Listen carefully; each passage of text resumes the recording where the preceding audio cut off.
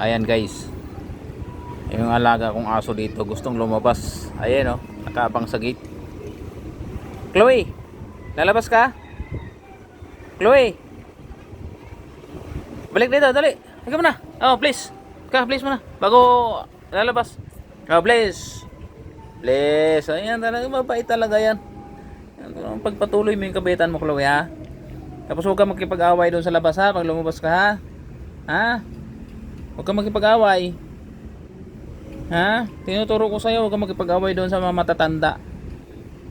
Lolo mo na yung kinalaban mo kahapon, lolo na yun eh. Ha? Ang palabasin kita pero huwag ka makipag-away doon. Okay? Ha? O, tara. Tara na. Palabasin kita. Dali. Lalabas na tayo. Ikaw lang pala. Dito lang ako sa gate. Ayan na guys. Lalabas na yan. Ayan na, labas na. Okay lang sa'yo ha, huwag kang magkapag-away doon ha. Sige na, punta na doon. Ayan na. Ayan na guys, lumabas na siya oh. Ayan na. Pumasok naman yung kalaro mo. Pumasok yung kalaro mo. Balik dito. Oy, Chloe, balik. Ayun kalaro mo. Chloe, ayaw mo? Diyan ka lang ha. Huwag kang magkapag-away dyan sa matatanda na aso. Kahapon kasi nakipagpuntalan siya sa lolo niya na yun eh. Batang bata pa yung aso na yan.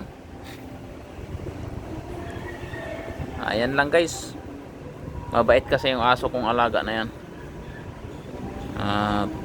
Yung pinaka-amo niya, construction workers, andyan sa stay in dito. Kasi lang lagi siya dito sa akin. Yan, mabait yan guys. Walang kinikilalang tao. Kahit lahat ng tao kilala niya, nilalapitan. Di kagaya sa ibang aso na tinatahol, pero siya hindi. Ayan lang guys.